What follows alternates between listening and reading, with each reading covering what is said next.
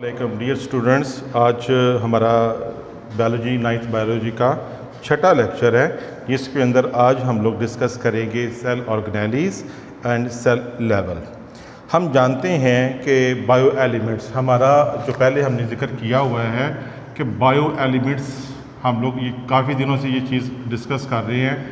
Elements, bio elements, जब bio elements होते हैं ये असेंबल्स होते हैं in a particular way and form organelles. यानी ये जितने भी बायो एलिमेंट्स हैं जो 16 है, लास्ट हमारे लेक्चर्स में हमने डिस्कस किए थे कि वो असेंबल होते हैं। असेंबल का मतलब बेसिकली होता है जुड़ना।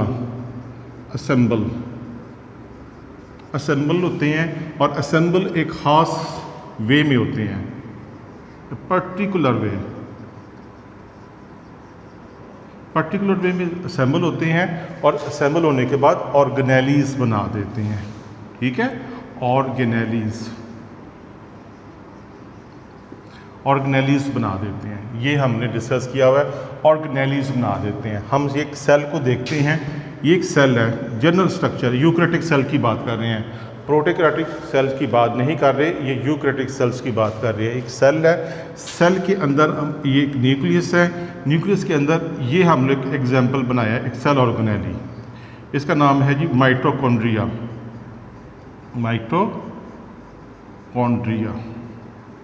ये एक ऑर्गेनेली है। ठीक है, ये जो ऑर्गेनेली है ये बायो एलिमेंट से मिलकर एक ख़ास अंदाज में ये बनी होगी। इसका एक पर्टिकुलर काम है। इसका काम क्या है? सेलुलर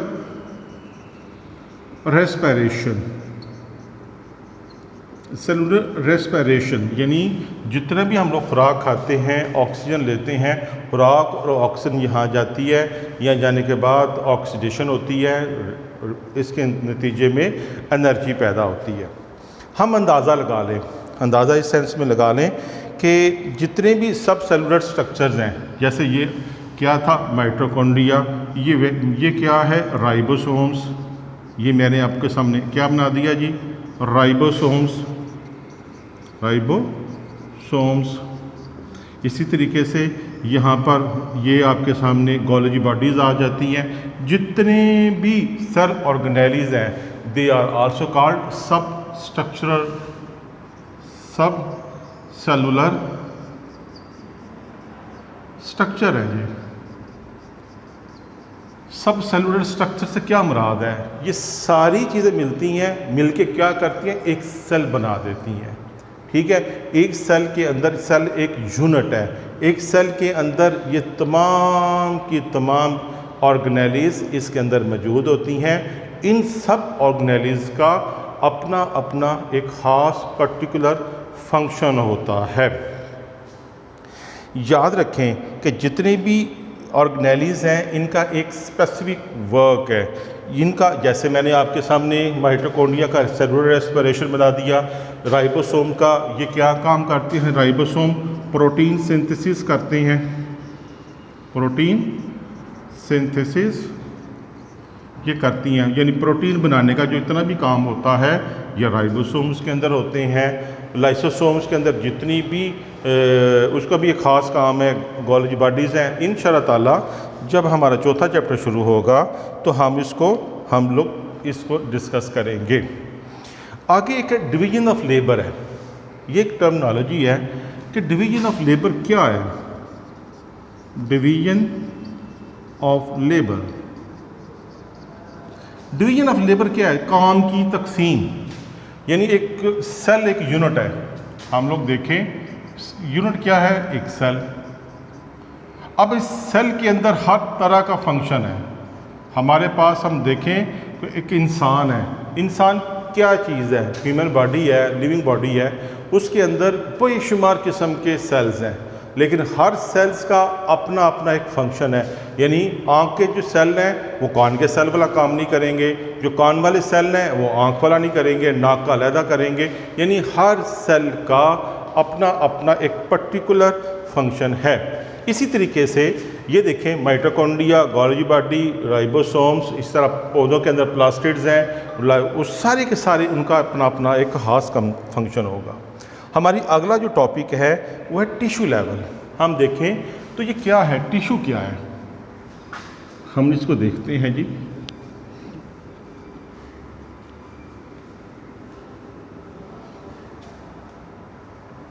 टिश्यू,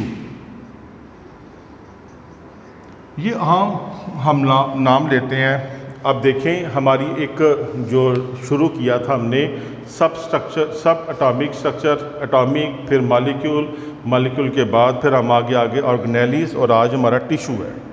टिश्यूज़ के अंदर क्या होते हैं? टिश्यू को हम देखें तो सिमिलर सेल्स, जितने भी सिमिलर सेल होंगे, सिमिलर सेल्स जितने भी हैं वो अरेंज्ड होते हैं। ये देखो मैं एक एग्जांपल देने लगा हूँ समझाने के लिए। ये सिमिलर सेल्स अरेंज हुए, एक लेयर तैयार की, इसी तरह एक और लेयर तैयार करेंगे, इसी तरह मज़ीद एक लेयर, ठीक है। ये सारे के सारे सिमिलर सेल्स हैं। सिमिलर सेल्स अरेंज होंगे, यानी ये क्या करेंगे, ये अपने आप को अरेंज्ड करेंगे। अरेंज्ड एक पर्टिकुलर वे में करेंगे, पर्टिकुलर वे में करेंगे, और इनका एक स्पेसिफिक फंक्शन होगा, स्पेसिफिक फंक्शन होगा। इनका अपना अपना एक फंक्शन है। ये कभी नहीं होता कि एक तरह के सेल दूसरी तरह, मतलब आँख के सेल नाक वाला काम करें, नाक वाले सेल ज़ुबान का काम करें।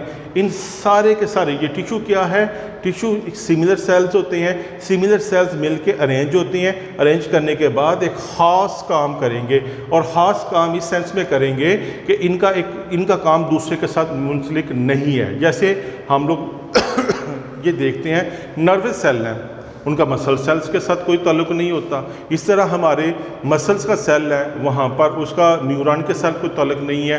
आँख का, कान का, मुंह का, हाथों के सेल्स, यानी ब्लड के सेल्स के साथ उनका भी एक ख़ास फंक्शन होता है।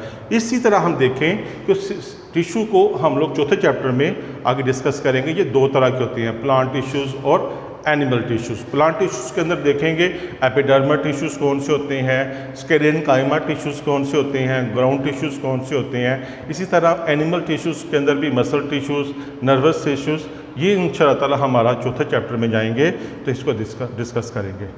बेटा ये आजकल मैं आपको बता रहा हूँ, साथ साथ शॉर्ट क्वेश्चन आपको अपलोड हो रहे हैं, और साथ साथ इस चीज़ को ज़रूर डिस्कस करेंगे, वो देखते रहें। Thank you. अस्सलाम वालेकुम।